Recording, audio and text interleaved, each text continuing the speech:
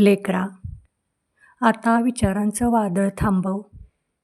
तुझ्या आयुष्यात होणाऱ्या सगळ्या घटना या विधिलिखित आहेत. तू कितीही या घटनांपासून लांब पळायचा प्रयत्न केलास तरी देखील तुझ्या आयुष्यात त्या घटना कोणत्याही मार्गाने येणारच.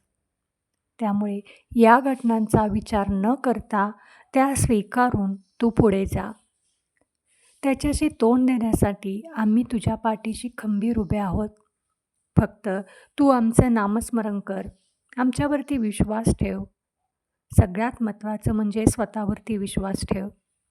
बाळा, तुझ्या आयुष्यात येणारी प्रत्येक लोक ही तुझ्या चांगल्यासाठीच येत असतील असं नाही. काही लोक त्यांच्या फायद्यासाठी तुझ्या आयुष्यात येत आहेत. काही लोक तुझ्याविषयी आपुलकी वाटत आहे म्हणून येत आहेत. काही लोक तुझ्यापासून काहीतरी पाहिजे म्हणून येत आहेत. या सगळ्या लोकांना समजून घे, जाणून घे. प्रत्येकावरती मनापासून विश्वास ठेवू नको. बाळा, तुला असं वाटत असेल आयुष्यात आता माझ्या संकटांशिवाय काही राहिलं नाही. पण बाळा, तसं नाही. तुझ्या आयुष्यात येणारा प्रत्येक दिवस, प्रत्येक वेळ आणि प्रत्येक तास याच्यावरती माझं लक्ष आहे. कारण तू आमचा बाळ आहेस. बाळा, येणारी परिस्थिती ही स्वीकारून जर त्याला तोंड दिलं तर त्याच्यातून आपली नक्की आणि लवकर सुटका होते. परंतु ही वेळ माझ्यावरती का आली, मीच का स्वामी, असं जर स्वतःला आणि मला विचारत बसलास तर मात्र तू त्या संकटांच्या याच्यात रुतून बसशील.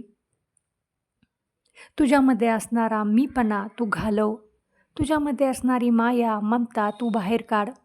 लोकांशी वागताना माणुसकीने वाग. तुझं कर्तव्य जाण. तुझ्या हातून सत्कर्म होईल याचा भान ठेव. बाळा, माणसाला मिळालेला हा जन्म हा सार्थकी लावण्यासाठी असतो. या जन्मात माणसाने स्वतःला सिद्ध करायचं असतं. त्यासाठीच या अडचणी, संकट आपल्या आयुष्यात येत असतात. प्रभू रामचंद्र, भगवान श्रीकृष्ण हे देखील देव असूनसुद्धा याच्यातून सुटले नाहीत. प्रभू रामचंद्रांना तर 14 वर्षाचा वनवास सहन करावा लागला. भगवान श्रीकृष्णांना त्यांचं कार्य पूर्ण करण्यासाठी त्यांच्या आईपासून जन्मताच वेगळं व्हावं लागलं. म्हणून बाळा, आपण तर त्यांची लेकरं आहोत. त्यासाठी आपलं कर्तव्य पार पाडताना जर आपल्या आयुष्यात अशी अडचण येत असतील, संकट येत असतील तर त्याच्यावर मात करून पुढे जायचं.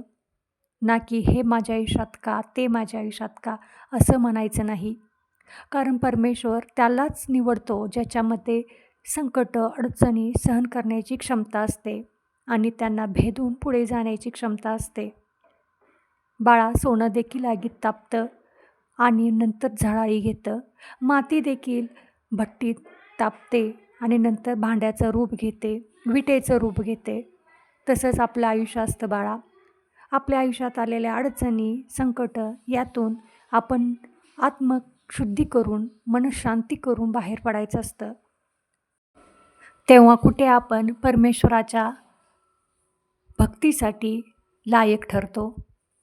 बाळा, तुझ्या आयुष्यात येणारा प्रत्येक प्रसंग, प्रत्येक घटना ही तुझं विधिलिखित आहे. ते तुझ्या कर्माचं फळ आहे.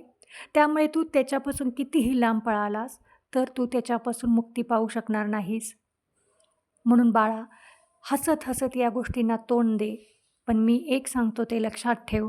तुझी या अडचणींमधून सुटका नक्की होईल. तुला तुझ्या उद्याचा सूर्य, तुला तुझ्या मार्गांपर्यंत, तुझ्या यशापर्यंत, तुझ्या ध्येयापर्यंत पोहोचवण्यासाठी मी तुझ्या पाठीशी आहे. मला विसरू नको आणि माझ्यावरचा विश्वास कधीच डळमळीत करू नको. कारण जो कोणी माझ्या एकदा छत्रछायेखाली आला की त्याची सगळी जबाबदारी माझी असते. त्यांनी फक्त कर्म करायचं असतं. म्हणून बाळा, आता स्वतःवरती नाराज होऊ नको. स्वतःच्या नशिबाला दोष देत बसू नको. नव्याने सुरुवात कर. कारण प्रत्येकाचं नशीब हे सारखं नसतं. कारण प्रत्येकाचं कर्म देखील सारखं नसतं. बाळा, आता स्वतःच्या मनगटाची ताकद दाखव. स्वतःच्या मनाची ताकद दाखव आणि खंबीरपणे येणाऱ्या प्रत्येक प्रसंगाला, प्रत्येक अडचणीला तोंड दे.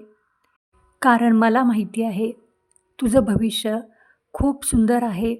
तुझ्या आयुष्यात येणारा प्रत्येक दिवस हा तुझ्या कष्टाचा, तुझ्या मेहनतीचं फळ घेऊन येणार आहे. त्यासाठी तुला खंबीरपणे उभा राहावं लागेल. बाळा, आता जास्त विचार करत बसू नको. कारण जर विचारात गुंतत राहिलास तर तुझ्या हातून चांगली कृती घडणार नाही. मन शांत ठेव. कारण प्रत्येकाच्या आयुष्यात येणारा हा प्रसंग त्याचा तारून न्यायचा असतो. बाळा, हा व्हिडिओ जर तुझ्या मनाला भिडला असेल तर कमेंटमध्ये श्री स्वामी समर्थ लिहायला विसरू नको आणि चॅनलला सबस्क्राईब करायला विसरू नको. कारण तू आमचा बाळ आहेस. आम्हाला तुझी काळजी आहे. प्रत्येक संदेश तुझ्या आयुष्यात बदल घडवून आणेल. तुला येणाऱ्या अडचणींवरती मात करायला शिकवेल. त्यामुळे चॅनलला सबस्क्राईब कर